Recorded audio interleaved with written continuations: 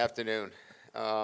Let's begin. I just want to go back to Saturday and just give you some of my thoughts on the game. You know, First and foremost, I think we're 23-2 at home, um, and the expectation is success at home in particular. It's Tiger Stadium, and our guys love playing in it, and you know, um, the atmosphere at kickoff was amazing. I'm not sure that it carried that way the whole 4 quarters, but it is what it is. We're going to play football no matter what. But what I loved about our team is their grit. It wasn't a perfect game for us. We made some mistakes, but we overcame that. And if you really watch the film, we competed. We had guys running, flying around, playing physical. One of the top quarterbacks in the league felt us. I just really liked the way we competed. Now, our attention to detail has to be better. Our focus on certain things have to be much better. But I really like the fact that that mindset was there for our football team. Other things that really stood out after you watch film is that we ran off the ball for the first time with the offensive line. We got off the ball. Now, we got to sustain, and sustainability is will and want to, and we got to get more of that. I thought we did a great job in protecting our quarterback. No sacks against one of the elite pass rushers in Stewart in the league. He is an outstanding athlete, and I was proud of our guys in keeping our quarterback clean. So some of the real foundational principles of being successful are in place. Some of the things that allow you to extend games and get away from your opponent, they're not in place.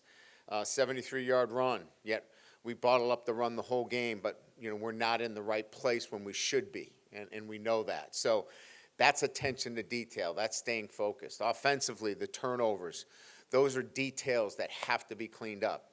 Our tough territory coming out, we've got to be much better. We've got to set up field position with first downs in those tough territory areas. We have not been good enough there. We've put our defense in shorter fields because we haven't been able to get first downs needed in when the ball is backed up. And, of course, in our blue zone, 5-yard going in, 10-yard going in, that clearly has to be much better. So we know the areas that we need to improve on. They're all very much within our grasp of doing so. But we're going to have to do it over this next stretch. We're going to have to go on the road against Vanderbilt, who's a disciplined, well-coached, fundamentally sound football team, and do a great job in the running game. And so we're going to have to be better, quite frankly, in all the areas that I mentioned. But the foundational principles are exciting for me that I'm seeing, and now we've got to build off of those. So that's a little bit about the game itself. We know what we're getting. Clark Lee, obviously, coached with me. He's an outstanding coach. He's a great communicator. He's process-driven, and you can see that in the way their football team plays. So it'll be a great challenge going on the road. 11 a.m. start. We'll get them up early and get them rolling. But they're number 2 in the SEC in points scored. They're rushing top in the country. And so we know where it starts with Pavia at quarterback, an outstanding quarterback. He's the point guard and makes it happen. Really impressed with Alexander's growth from last year to this year as a runner. He's averaging 6 yards a carry. Eli Stowers he's up there with, we're prejudiced because of our tight ends, but, he is a top tight end in the country. And again, I mentioned their defense. Hurd leads the team in tackles. Great safety play. Their edge player, Capers, has got 4.5 sacks. So we know, again, the foundational principles of their team is based upon, a strong process and believing in what they do, and they do it. So it'll be a great challenge for our football team. So with that, we'll open up to questions. Coach, this week was probably the best you guys have run the ball all year. Were there any real adjustments or schematic adjustments? So we noticed that you guys were a lot more under center with your run game this week. Yeah, I think it's just been an evolution. I think it starts with getting off the ball. I think it starts with aiming points for our offensive line. A lot of the things that take time to come together is starting to come to fruition, and so The run game, as I said, has got to be central to our overall offensive efficiency, but it's got to show itself in other areas as well. So we've got some work to do. Coach, with Garrett and the decision-making, is it a case of he's a fifth-year senior, he knows better, he's been coached this many times, or how much coaching do you still give him on some of these decisions and the mistakes he's making without paralyzing him through Yeah, thought? it's a fair question, Jacques. I think we're trying to balance this. He plays with a swagger, and he's better with a swagger, right? Don't know that he had that the previous weeks. Thought he was a little bit robotic. And we said, listen, you needed to be Garrett Nussmeier. And he was. Unfortunately, some of that comes with some mistakes. I think that that's an aberration, the mistake that was in the red zone, and something that he would immediately say, I should have had my eyes on that safety, because that's my read. But I like the version of Garrett Nussmeier we saw. He was a lot more confident. He was a lot more active in the pocket. He had an opportunity to run a couple of times. That's the version we want. We want to clean up those what I would call uncharacteristic mistakes. What happened with Bernard Gooden, and can you give us an update there? Collarbone, bruised collarbone. Very sore right now, but clean, no break. So this is a short-time thing, and one he'll have to manage the pain relative to how we go through the week. Right. I'm sure through your career you've had guys like Diego Pavia who kind of elevate everyone else around them. Yeah.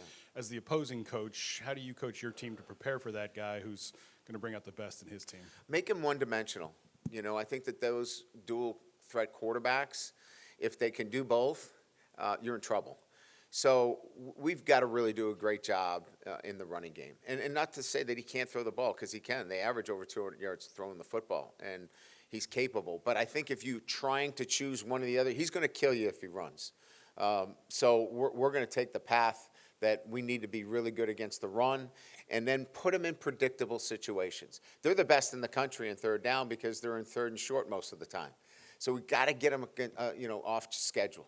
First down is really crucial for us. If we can get them, again, in second and third situations that are a little bit longer, we can be more predictive relative to the balance between run and pass. And with Jamari Butler, what's the status of him? And He has an ankle, lateral though. It's not high ankle. And I would say that he's probable if we were to put out a report. We got good news on that as well. I think we got good news on all of the injuries that we had. I'll give you a quick rundown so we can get through it. Aaron Anderson looked good. We'll continue to progress with him. Caden Durham had, a hip pointer, which was mild, but one that affected him a little bit. He'll be fine. Braylon Moore had a stinger, but under control. We took an MRI. It looked good. Paul Mabanger is making progress. We expect him to be available this week. And Nussmeier had a slight ankle sprain, not a high ankle sprain, but a medial, and we feel like he's going to be fine. So those are the top guys. We talked about Gooden with the collarbone, Jamari with the ankle, and then Whit Weeks is just from his injury, he's sore. But that's our entire injury report. And then with Dylan Carpenter having to take more snaps, how do you think he fared? Yeah, he was solid. Dylan is a solid player. He's reliable and trustworthy, and he's going to do his job. He may not flash the way some of the other guys do, but we put him on the field because we trust him. Coach, you were able to hold Sellers to 19 yards on 22 carries. How important was that, whether it be schematically for the defense or just from a confidence standpoint going into the next two games with guys like Pavia and Marcel Reed? Yeah, certainly, we knew that he was the guy that we had to center on. I think if there's only one thing that we would like to be better at is we've got to keep them in the pocket. These quarterbacks that get outside on us create havoc in the back end of our defense. So a little bit better there, but we were really solid in terms of stopping him from running. His longest run was a quarterback draw. And it was the second and long situation they caught up. But I was really pleased with the overall effort. Ryan, obviously going into the game, the questions were, how's Garrett going to throw the ball? Can you run the ball? You did those things well. You had the issues in the red zone, but Yeah. do you feel those are more fixable? Those are correctable. Than the other ones that are more. Yeah, no doubt, no doubt. And I think the question is, one that I present myself with every Sunday when I come back in, like, what are the issues here that we can fix and are really fixable, that you don't see them again, or you don't see them pop up again to the point where they can cost you a game? The foundational principles of getting off the ball, playing great run defense, attacking the ball in the air, pushing the ball down the field were in place. Now, let's be a better version of that as we continue to move forward. I think historically, people credit you for having great line play and tight end development, right? So kind of what you were saying earlier about seeing some of these tenets evolve in your offensive line. Do you feel like those foundational pieces are there and it is that refinement and that steady improvement week to week? Yeah, we're at the point now where we can talk about sustaining blocks, which is simply a determination and a want to and a will. And we got to get to that, because if we sustain 1 or 2 blocks, well, we had 6 runs of 15 yards or more. That's a really good start. We could have had 3 or 4 that were of 50 or more. And we just need to sustain. I couldn't get to sustaining blocks if I couldn't get off the ball. Now we're getting off the ball. Now we got to sustain blocks. We got to hold on to those blocks. It can't just be contact and that's it, because those guys are folding back in and making plays. So we're at a next stage if we continue to do what we're doing, which puts us in a really good place. Brian, I know of at least one team, but there was a team last year that went to Nashville and lost, and they were a big favorite. Like, do you guys talk about that at all? No, we have a respect for Vanderbilt. You just watch the film. They're so disciplined. They do the things the right way. They're a hard football team. They're a mature football team. This is a mature team. They've got 5th and 6th year and 7th, 8th, 9th. I don't even, they've been forever. But they are well coached and disciplined. And so you know what you're going to get in the SEC when you play a team of that caliber. And their record now has spoken for themselves. So you don't have to go in and, hey, this is what you got to be worried about Vanderbilt. No, they know what Vanderbilt's up. They've got work. They have a resume. Now, it's not a long resume, but it's a real resume with the same players. So that's why we don't need to get into those kind of, hey, remember what they did to Alabama. We just need to look at last year's game. We won 28-21, and it was hard fought. You gave Caden Durham 15 carries. Is there a positive thing in a running game where you give a guy 15 carries, he warms up, as opposed to 3 and 4 carries over 5 guys? Yeah, of course. Yeah, I mean, if you can get a guy into the rhythm of the game and know that he's seeing it really well, that's an advantage. There's no doubt. If it's 3 here, 4 there, you're trying to find something, right? We weren't trying to find something. We knew what we had with counter. We knew what we had with split zone. We knew what we had with the runs. It was going to be about, can you break a couple tackles? I think the thing that Caden wants to do is not get wrapped up by the ankles. He's got to run through some tackles. And he knows that, but he plays the game the right way for us, and that's why he got the carries. I think most people have been waiting for that performance from Treyas Green for a while now. Just going back and looking at the film and looking at the way you guys used him in that game, just what kind of performance could that maybe lead to in the future for him? How he's It should be a regular occurrence. And I don't want to set him up for failure at all, because you still got to protect, you still got to run it, you still got to throw it, you still got to catch it. But he will be featured in the offense accordingly. And now, what does that do? Is it maybe cause more tension to him? If it does, then other people will be open that are really dynamic within this offense. We've got to get Barry and Brown going. We've got to find him more. He's a dynamic player. We just threw a spot route to him, and he got 7 yards after the catch. So he's a guy that we got to feature. You got Xavion that's got to get involved. Aaron Anderson's coming back. Kyle Parker's not too bad. So you can imagine, what we're trying to do here offensively is, we want to get all these pieces into the game. And if one guy gets more attention than the other, maybe he doesn't get 9 catches, but maybe somebody else opens up the field for him. And that's what a dynamic tight end does for you. Coach, it's 11 a.m. early start for Tiger fans going to Nashville. Any words of wisdom or motivation so they're at their best, so to speak, for game time? For the fans, start drinking earlier. Is that what you meant? Yeah. I figured this was Bloody Mary start at 6, get going. For us, we'll practice on Thursday and Friday, because it's midwinter break. We have Thursday and Friday off, so we'll practice at 11 a.m. We'll get the guys up, we'll have pregame meal like it is Saturday, and we'll go through that routine on Thursday and Friday, without the Bloody Marys. Last week, you talked about, in your career, what you've considered when you've made midseason changes on the offensive line. Have you, in your staff, given any consideration to giving Josh Thompson a try at right tackle? We did, but we're willing to live with some mistakes out at right tackle because we think his future is so bright. So when you go into that whole process of thinking about it, do you thwart his growth of what he needs to see every day? He was really good against six and pass protection, really good. That guy is outstanding. He's as good as I've seen. He is so quick. He's got a power move. He's got an edge move, and he did a great job. We've got to get him better in the run game. And that's where, at times, you want to put Josh out there. But we're going to live with him. And I'm proud of him. He's growing. He's learning this game. And that's a big part of this. You know, O-line awareness, O-line instincts, some have it, some don't. Some you got to really give them reps. And that's what this is about. He needs to play. I think we all noticed a little bit more zip on Garrett's balls down the field this past game. Is it as simple as stepping into your throws, and does that really have as much to do with trusting your protection as anything? You know, all of those things are part of it, but the bottom line is he was healthy. On Thursday, I mentioned to you, we have the ball that has the GPS in it, and his numbers were up from any other time during the week. His ab injury is on the right side of it, where he feels good, and he didn't feel any pain on Sunday coming in. So that's a really, really good sign for us moving forward.